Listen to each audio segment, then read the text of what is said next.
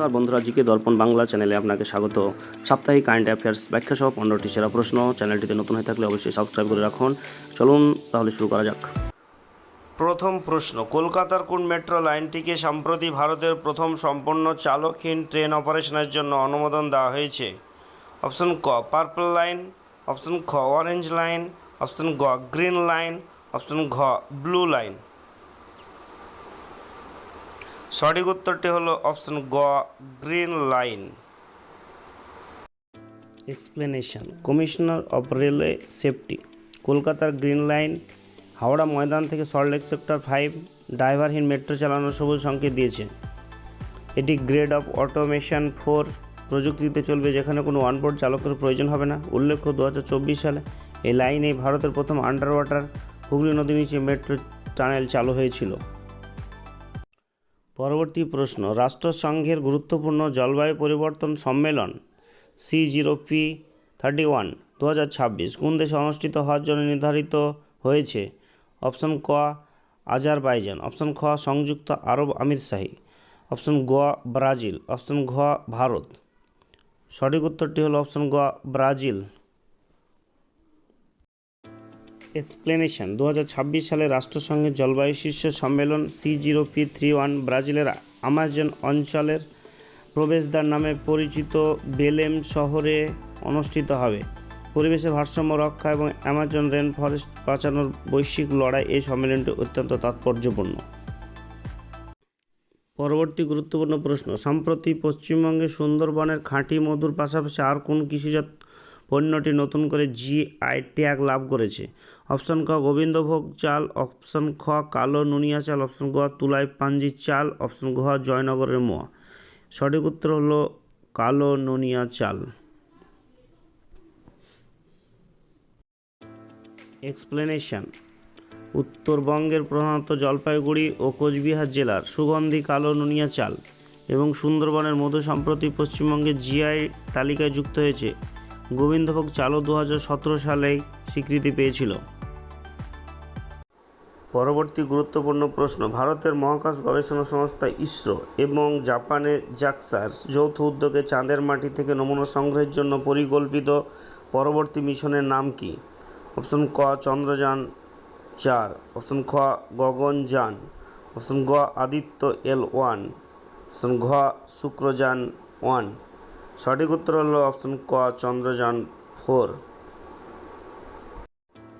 Explanation, চন্দ্রযান-4 যা LUPX বা lunar পোলার exploration mission নামেও পরিচিত হলো ইসরোর পরবর্তী বড় চন্দ্র অভিযান। চন্দ্রযান-3 সাফল্যের পরে মিশনের মূল লক্ষ্য হলো চাঁদের দক্ষিণ মেরুতে ল্যান্ডার পাঠিয়ে সেখান থেকে মাটির নমুনা সংগ্রহ করে পুনরায় পৃথিবীতে ফিরিয়ে আনা।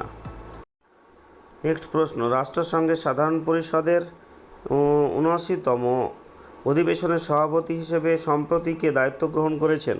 অপশন ক ডেনিস ফ্রান্সিস, অপশন খ ফিলিমন ইয়াং, অপশন গ অ্যান্তনিও গুতেরেস, অপশন ঘ ভুংকন বোজগির। সঠিক উত্তর হলো অ্যান্সার খ ফিলিমন ইয়াং। এক্সপ্লেনেশন, ক্যামেরনের প্রাক্তন প্রধানমন্ত্রী ফিলিমন ইয়াং রাষ্ট্রসংঘের সাধারণ পরিষদের সভাপতি নির্বাচিত হয়েছেন। তিনি ত্রিনিদাদ ও টোবাগোর ডেনিস ফ্রান্সিসের স্থলাভিষিক্ত হন। দ্রষ্টব্য, অ্যান্তনিও গুতেরেস হলেন রাষ্ট্রসংঘের মহাসচিব বা সেক্রেটারি জেনারেল। পরবর্তী গুরুত্বপূর্ণ প্রশ্ন, পশ্চিমবঙ্গ সরকারের কোন জনপ্রিয় ফ্ল্যাগশিপ প্রকল্পের অধীনে পরিবারের মহিলা প্রধানদের প্রতি মাসে আর্থিক সহায়তা বা ডিবিটির মাধ্যমে প্রদান করা হয়? অপশন খ রূপশ্রী প্রকল্প, অপশন খ লক্ষ্মীর ভাণ্ডার প্রকল্প, অপশন গ কন্যাশ্রী প্রকল্প, অপশন ঘ সবুজ সাথী স্কিম। সঠিক উত্তর হলো এক্সপ্লেনেশন, 2021 সালে চালু হওয়া লক্ষ্মীর ভাণ্ডার প্রকল্পের মাধ্যমে রাজ্যের মহিলাদের স্বাবলম্বী করতে প্রতি মাসে সরকারি ব্যাংক অ্যাকাউন্টে আর্থিক অনুদান দেওয়া হয়। ভারত সম্প্রতি কোন দেশের সাথে 31টি অত্যন্ত শক্তিশালী দূরপাল্লার MQ-9B প্রিডেটর ড্রোন কেনার জন্য একটি বড় প্রতিরক্ষা চুক্তি সম্পন্ন করেছে? অপশন ক রাশিয়া, অপশন খ ফ্রান্স, অপশন ঘ মার্কিন যুক্তরাষ্ট্র, অপশন ঘ ইসরায়েল। এখানে সঠিক উত্তর হবে অপশন গ মার্কিন যুক্তরাষ্ট্র। এক্সপ্লেনেশন ব্যাখ্যা, ভারতীয় সেনাবাহিনী, নৌবাহিনী ও বিমান বাহিনীর নজরদারি ও আক্রমণাত্মক ক্ষমতা বহুগুণ বাড়াতে আমেরিকার জেনারেল অ্যাটমিক্স কোম্পানির থেকে এই হাইটেক ড্রোনগুলো কেনা হচ্ছে। এটি ভারত মার্কিন প্রতিরক্ষা সম্পর্কের ক্ষেত্রে একটি বড় মাইলফলক। 2026 সালে অনুষ্ঠিত ফ্রেঞ্চ ওপেন টেনিস টুর্নামেন্টে পুরুষ এককের শিরোপা কে জয় করেছেন? অপশন ক কার্লোস আলকারাজ, অপশন খ ইয়ানিক সিনার, অপশন গ নোভাক জোকোভিচ, অপশন ঘ রাফায়েল নাদাল। সঠিক উত্তর হলো অপশন ক Carlos Alcaraz.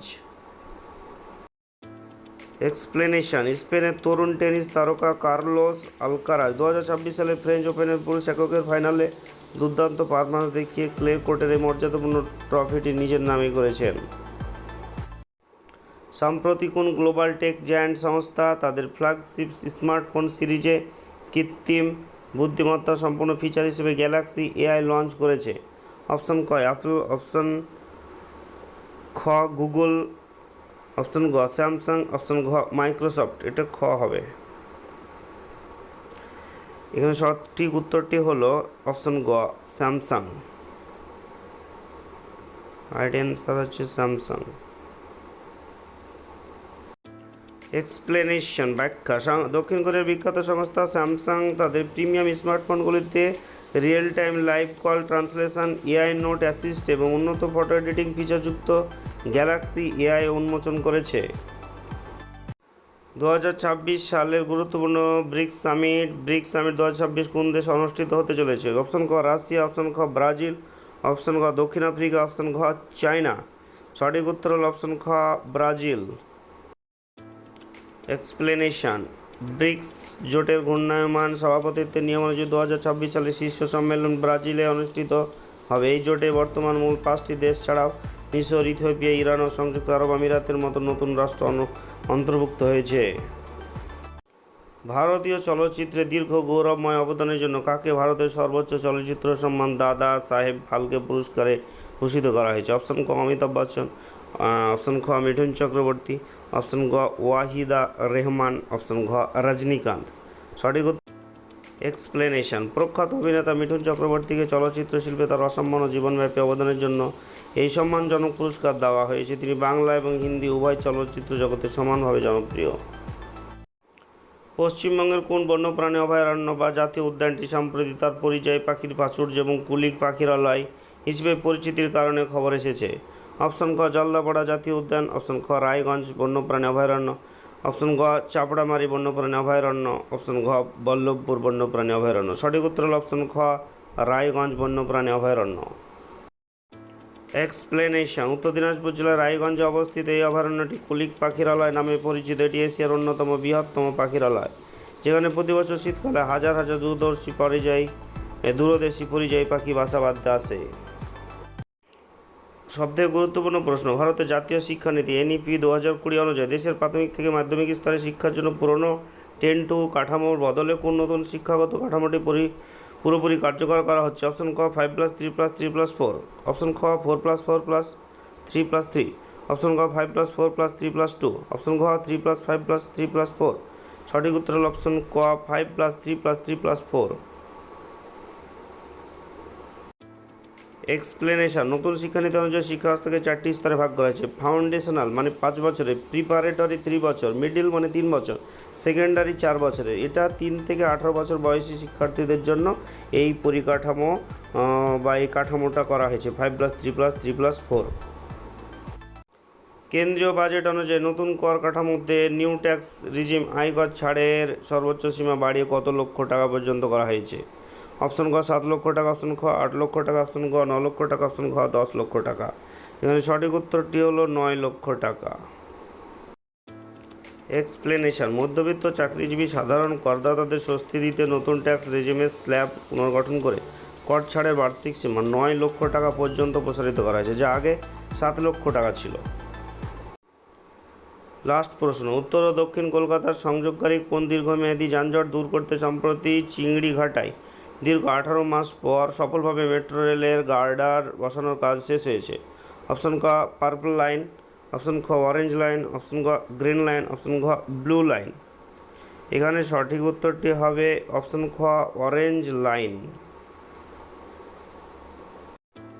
Explanation. Rail Vikas Nigam limited EM বাইপাসের অত্যন্ত ব্যস্ত চিংড়িঘাটা মোড়ে দীর্ঘদিনের ট্রাফিক জটিলতা কাটতে লাইন 6 অরেঞ্জ লাইনের ভায়াডাক্ট বা গার্ডার বসানোর কাজ সম্পন্ন করেছে, যে এয়ারপোর্টগামী পেট্রো প্রকল্পের কাজকে আরও দ্রুত এগিয়ে নিয়ে যাবে।